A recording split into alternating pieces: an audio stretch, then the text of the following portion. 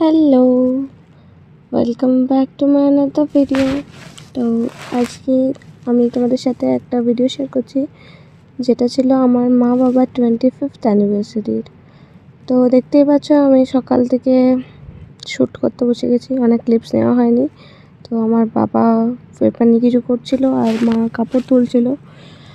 আর সেই দিনই আমার একটা মেহেন্দির বুকিং চলে এসেছিলো, তো আমি আমার ফ্রেন্ডকে নিয়ে বেরিয়ে পড়েছিলাম। দিয়ে ঝটপট ওটাকে সেরে ফেলে আমার বাড়িতে এসে ডেকোরেশনেরও কাজ করার ছিল, কিন্তু দাদারা খুব ভালো ছিল, দাদারা হেল্প করে দিল, দাদারাই পুরো ডেকোরেশনটা করেছে। তো আমি মাঝে একটু দেখাচ্ছিলাম যে আমিও করেছি, যেহেতু ভিডিও শ্যুট হচ্ছে। তারপর সবাই ডেকোরেশন দেখছিল, সবাই চলে এসেছিলো, তারপর ডেকোরেশন করা হয়েছে। তো এখানে এরা দুজন ফোন ঘাটছে আর বাকিরা সবাই বসে আছে। তো তার মাঝে বাচ্চারা তো নাচ করতে শুরু করে দিয়েছে, তার সাথে দাদাও জুটেছে। নাচ গান হই হুল্লোড়, অনেক মজা হয়েছে সেই দিন।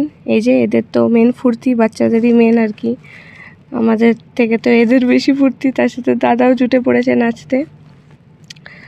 তো এরপরে মা বাবার একটু রোম্যান্টিক সিনস, আর মা বাবার বিয়ে দেখাও হয়ে গেল। হ্যাঁ, হাফ ম্যারেজ পুরো দেখতে পেলাম না, শুধু মালা বদলটাই দেখতে পেলাম আর কি।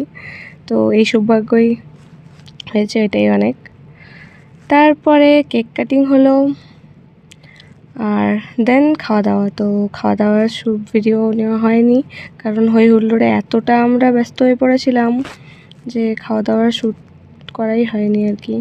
তো কাকু এখানে মা বাবাকে গোলাপ এনে দিয়েছিল, আমরা তো অবাক, হঠাৎ করে কাকু এসে পরে গোলাপটা ধরিয়ে দেয়। তো তারপরে এই যে কেক কাটিং হলো, অনেক ফটোশ্যুট, অনেক সবার সাথে ফটোশ্যুট করার পরে লাস্টে কেক কাটিং হয়েছে। আর তারপরে এদের নাচ, আমাদের খেতে প্রায় অনেক লেট হয়ে গেছিলো এই নাচের জন্য, সবাই খুব ফুর্তি করেছি খুব। আর তোমাদের বলে রাখি, এরা আমার সব স্টুডেন্ট, যত বাচ্চাগুলো এরা স্টুডেন্ট। আর দাদা বৌদি যাদেরকে দেখতে পাচ্ছ তারা এদের প্যারেন্টস আর কি। আর তার সাথে এখানে মৌ আছে। তো এদের সাথে এত বছরের এত ভালো রিলেশন হয়ে গেছে যে কেউ বলবেই না এরা বাইরের লোক, এরা একদম ফ্যামিলি মেম্বার্সের মতো হয়ে গেছে। কেউ বাড়িতে এলে হয়তো এদেরকে বলে দেখে বুঝতে পারবে না যে এরা আমার স্টুডেন্টের প্যারেন্টস, এরা নিজের ফ্যামিলি মেম্বারই না। তো এত ভালো সম্পর্ক যে আমার এদের সাথে হয়েছে, সেটা আমি সত্যি ভাবলে অবাক হয়ে যাই যে এরা আমাকে এতটা ভালোবাসা দেয়, নিজের ননদের পাড়া বলতে পারো বা নিজের ফ্যামিলি মেম্বারের পাড়া অনেক বেশি ভালোবাসে।